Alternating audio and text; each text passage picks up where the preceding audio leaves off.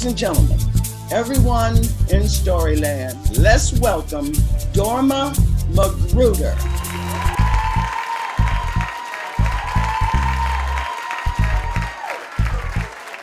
In 2013, I was on top of my world. I had a position at a law firm as a paralegal, earning $45,000 a year plus full benefits. I had a brand new Chrysler 200, open credit, and I was the darling of the law firm.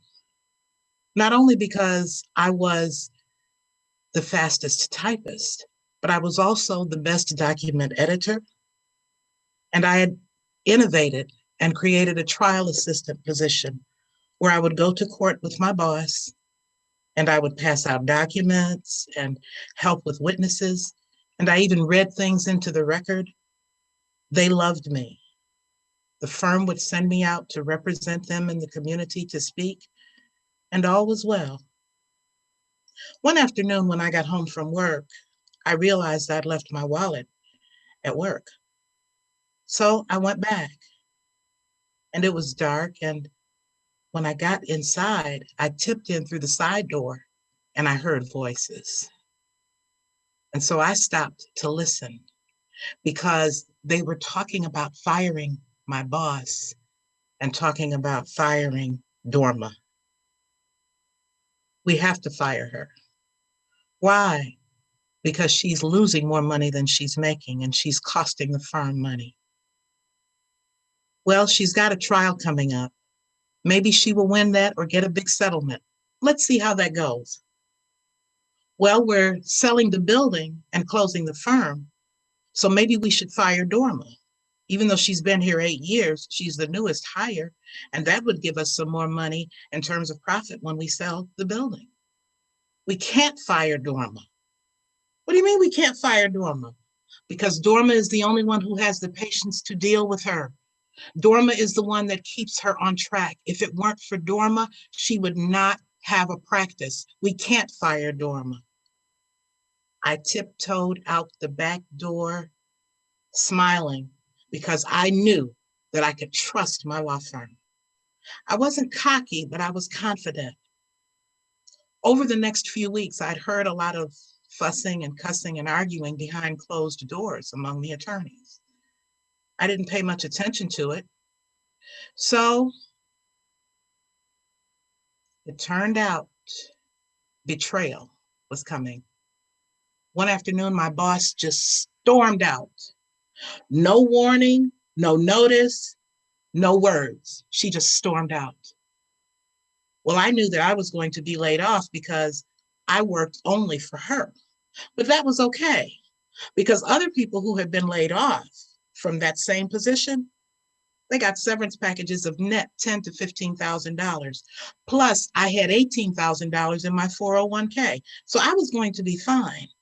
And my plan was I would pay off my car, and then I would travel, take a trip for about 2-3 weeks, come back and start my full-time writing and speaking business.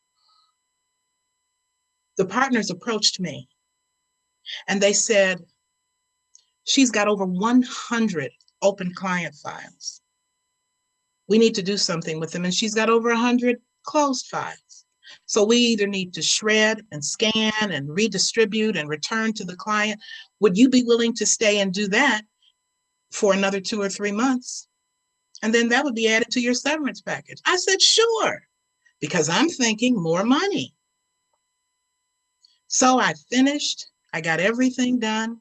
And in between all of that, she called me and we had one conversation.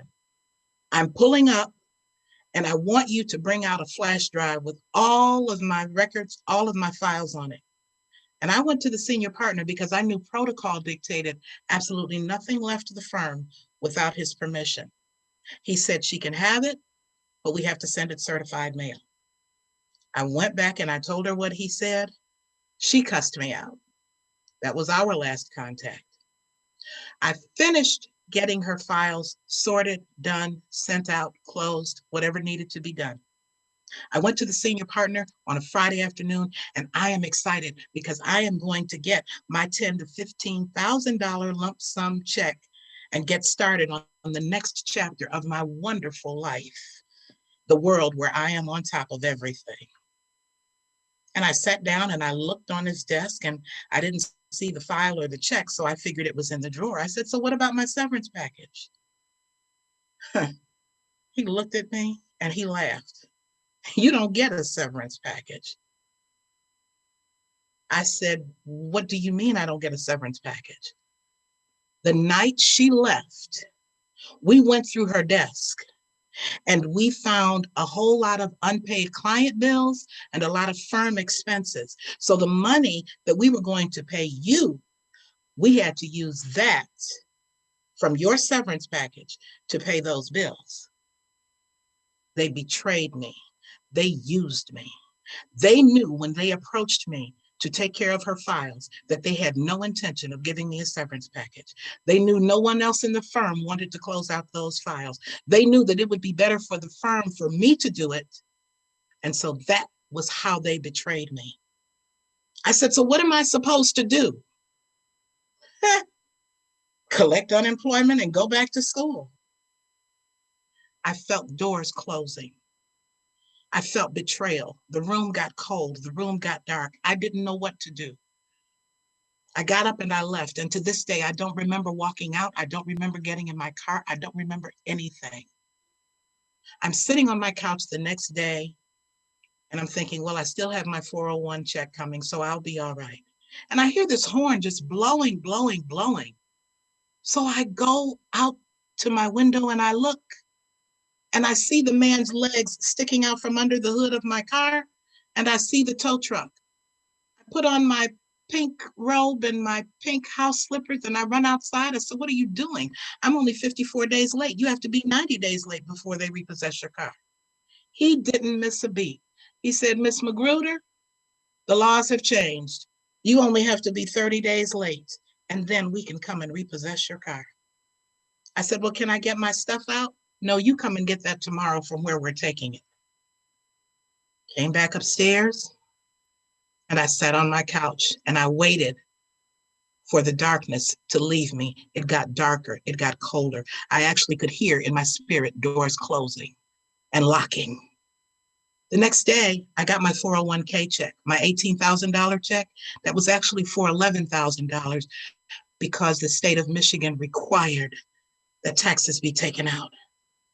I used $5,000 to purchase a used car that was 10 years old with 120,000 miles on it. And when I got home and turned it off, it stopped. So I had to take the rest of the money and put it in the car to get it running again. When I did that, I still didn't have a job.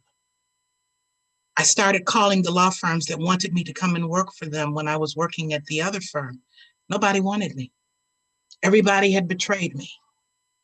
And then in the middle of all of that, even the government betrayed me because they cut unemployment for everyone who was laid off during that quarter of that year. And nothing could be done about it.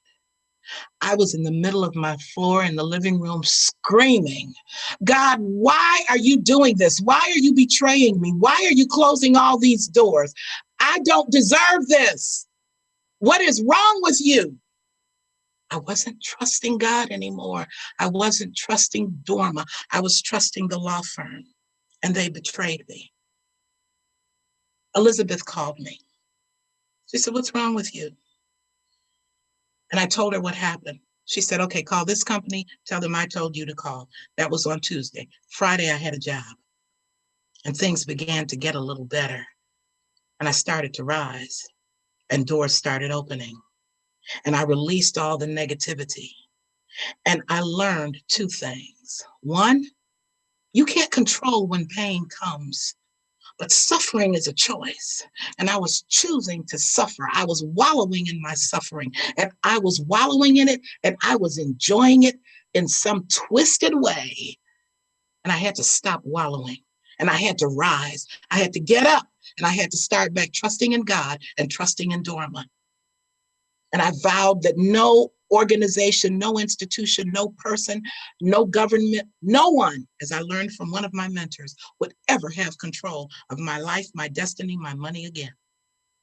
God began to open more doors. People started calling me and coming by. Look, I know you're not working, but I've got some money for you. Come downstairs, I got some food for you. And I'm thinking they're going to give me some ground turkey and maybe some salmon, which was good. Someone gave me a box of crab legs, a case of salmon cakes, a case of crab cakes. God was opening doors.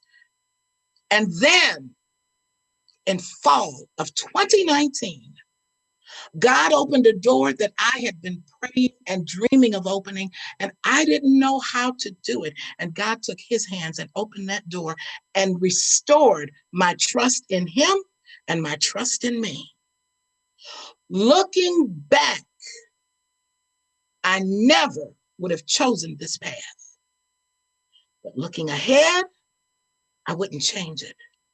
Because of all of those closed doors and because of all of that betrayal, God has put me in a place where people are helping me open doors and where I'm able to trust God again and trust me again. And I am no longer the paralegal that people are laughing at. I remembered who I was. As I began to trust, I remembered I'm an author, I'm a speaker, I can pray, I can write, I can research, I can do these things, and God will bless me. And I owe God, the world, my mentors, the honor of bringing my best to the table.